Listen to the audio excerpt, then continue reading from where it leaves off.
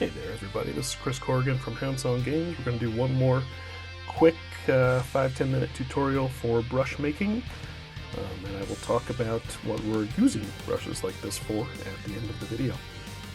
This is for landscape brushes for painting like planets and space scenes and that sort of thing. So just like we did in our last video where we did a luminance-based brush, we're going to do the same thing for some like mountainous terrain features. So I'm going to go ahead and paste in a satellite image of my choice. I just pulled one of these off of a certain map service.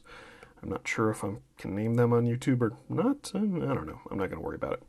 Go ahead and paste that into a square canvas in Procreate. Same process as before. We're just going to go ahead and make this image ready for use as a source in a brush. I'm going to go to Hue, Saturation, Brightness filter. Turn the saturation all the way down. Done. Gonna go to curves, bump up the white to be pure white, gonna bump down the dark so there's some pure blacks in there. That's about right. We're gonna do the thing where we make it look really weird, where I take the selection tool, have it set to automatic, tap the black areas. I think that's a little too aggressive, so I'm gonna try that again. Hit the black areas and turn down the threshold. Oh, come on. Try it one more time. Sometimes this tool gets a little sticky if you don't adjust the threshold while working on it. There, that's a little bit better because we still want to leave some detail in there. We don't want to take out all the grays and such. All right, so we've got it like that. We're going to hit feather. Do about 2-3% for this one, and I'm just kind of eyeballing that. Close out of the selection. Go to, I'm going to turn off the background layer so I don't confuse myself again. Go to our layer with the selection on, clear out those dark colors that we just selected. Now we're left with this. Take a soft brush, gonna erase just so there's no hard edges at the edges. No hard edges at the edges. So there's no hard edges for our brush source. We just don't want...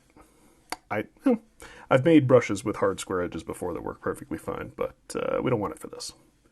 Now we're left with this weird mess. And that is actually going to be our brush stamp. So we're going to share that as a PNG. Just save it to my iPad. Done. And then we can go ahead, this is a fine color, make another layer. My dog is throwing a tantrum behind me, so if you hear something snorting and sniffling weirdly, that's him. I apologize, but he's very cute, so I'm not going to punish him at all. Okay, so now we're going to take, again, the guiding principle for quick brushes when you're not super worried about building everything from scratch. Just find a brush in the default sets that works kind of the way you want it to work and then adjust it. For this one, I'm going to go down to industrial, hit, let's go with heavy metal. I've actually used it before for this, so I know it works. Duplicate that brush. Click on my duplicate. Okay, go down to, in this case, we're actually going to go to grain. Whereas before we used the shape. Change the grain, import photo. We're going to import that photo we just made. Done. Okay, it seems to be working okay. You could change like the scale of it. We could adjust it. That's my dog, apologize.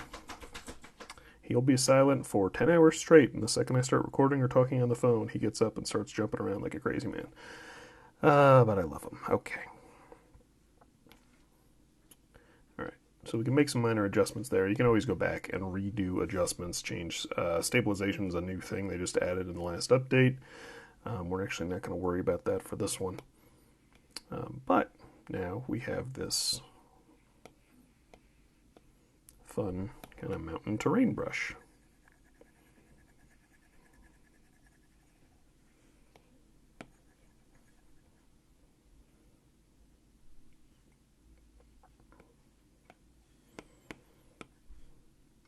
That you can go through and record, that you can go through and paint in some kind of layers of mountains. So as you can see, what I'm doing is just taking kind of variations of the same tones.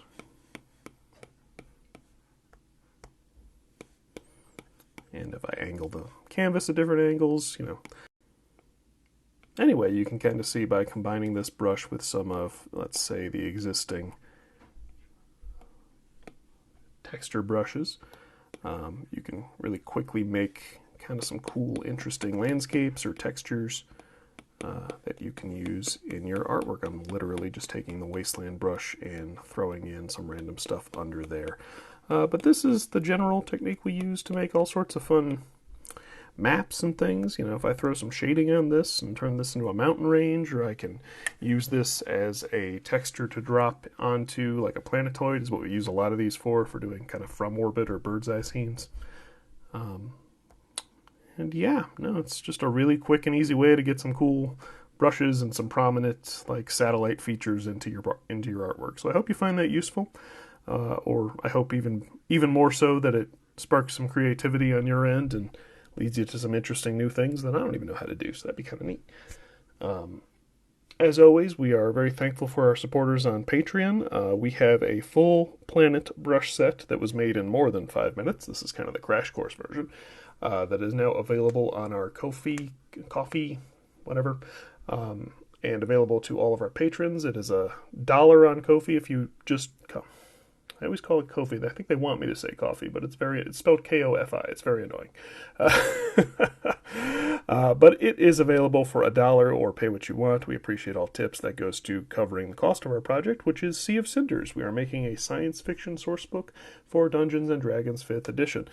We are a tiny indie team of 2 artists who are working quite hard on that. But it's been going pretty well. We're very happy with what we've got so far and can't wait to be sharing more with you. So thank you very much for your time. Have a good rest of your evening, rest of your day, whatever time it is where you are.